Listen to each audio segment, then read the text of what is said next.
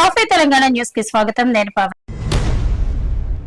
ప్రభుత్వ పాఠశాలల్లో 1వ తరగతిలో చేరే విద్యార్థుల వయసు 6 ఏళ్లకు అంటే ప్రస్తుతం 5 ఏళ్లు పెంచాలని తెలంగాణ విద్యా కమిషన్ ప్రభుత్వానికి సిఫార్సు చేసింది. సర్కార్ బడుల్లోనూ నర్సరీ, ఎల్కేజీ, యూకేజీని ప్రవేశపెట్టాలని సూచించింది. ప్రైవేట్ పాఠశాలల్లో 3 ఏళ్ల నుంచే పిల్లలను చేర్చుకుంటున్నందున తల్లిదండ్రులు తమ పిల్లలను ప్రభుత్వ పాఠశాలల్లో చేర్చడానికి ఇష్టపడటం లేదని కమిషన్ గుర్తించింది. ఈ సిఫార్సులు చేసింది.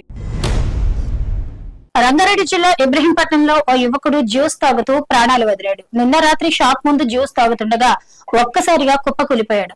స్థానికులు సిపిఆర్ చేసి బతికించే ప్రయత్నం చేశారు. స్పందన లేకపోవడంతో ఆసుపత్రికి తరలించారు. అప్పటికే అతడు చనిపోయాడని, గుండెపోటే కారణమని వైద్యులు నిర్ధారించారు. మృతుడు ఖమ్మం జిల్లా పల్లెపాడుకు చెందిన ఏకలవ్యగా గుర్తించారు. పాలేరులో తాను గెలవకుండా చూస్తానంటూ కేటీఆర్ చేసిన వ్యాఖ్యలకు మంత్రి పొంగిలేటి శ్రీనివాస్ కౌంటర్ ఇచ్చారు. పాలేరులో నా గెలుపును ఆపడం నీ తండ్రి వల్లే కాలేదు, నీతో అవుతుందా? 3.5 ఏళ్లకు వచ్చే ఎన్నికల వరకు అసలు నువ్వు ఇండియాలో ఉంటావా, అమెరికాకు వెళ్తావా? ఇదంతా ప్రజలు నిర్ణయించడానికి సిద్ధంగా ఉన్నారు. దమ్ముంటే జూబ్లీహిల్స్ ఉప ఎన్నికల్లో సత్తా చూపించండి అంటూ కేటీఆర్ కు సవాల్ విసిరారు. మిర్యాలగూడ ఎమ్మెల్యే బత్తుల లక్ష్మారెడ్డి మంచి మనసు చాటుకున్నారు. తన నియోజకవర్గంలోని 1,00,000 మంది రైతులకు 1 బస్తా చొప్పున యూరియాను ఉచితంగా అందజేయాలని సీఎం రేవంత్ విజ్ఞప్తి చేశారు. ఈ మేరకు 2 కోట్ల రూపాయల చెక్కును ముఖ్యమంత్రికి అందజేశారు. ఇటీవల తన కుమారుడి వివాహం జరిగిందని రిసెప్షన్ రద్దు చేసుకుని ఆ డబ్బును రైతుల కోసం ఖర్చు చేయాలని నిర్ణయించుకున్నట్లు ఎమ్మెల్యే తెలిపారు.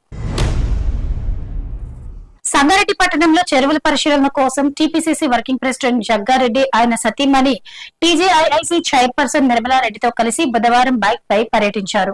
హెచ్ఎండిఏ పరిధిలోని 15 చెరువులను బైక్ పై తిరిగి పరిశీలించారు. 2,500 కోట్ల రూపాయల ప్రతిపాదన తయారు చేయాలని అధికారులకు సూచించారు. ప్రతి చెరువు వద్ద రోడ్లు వెడల్పులు, నక్లెస్ రోడ్డు, దోబీ ఘాట్, బతుకమ్మ ఘాట్ ఏర్పాటు చేయాలన్నారు. ఇది వాటి టాప్ 5 తెలంగాణ న్యూస్. రేపటి టాప్ 5 తెలంగాణ న్యూస్ లో మళ్ళీ కలుద్దాం.